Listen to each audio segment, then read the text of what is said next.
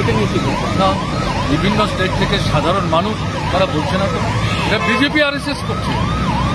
বাংলা ভাষায় কথা বললেই বলছে এরা বাংলাদেশের মানুষ, এবং এদের মধ্যে বিশেষ করে তারা খুঁজবার চেষ্টা করে যারা মুসলিম।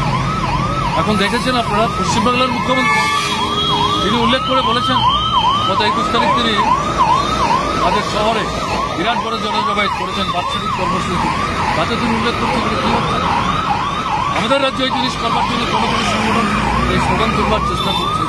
আরে মুসলিম অংশের মানুষ, বাংলা ভাষা তার মাতৃভাষা, সেই ভাষায় কথা বললেই সে বাংলাদেশে হয়ে গেল, এটা কি স্থিতি? কি হচ্ছে?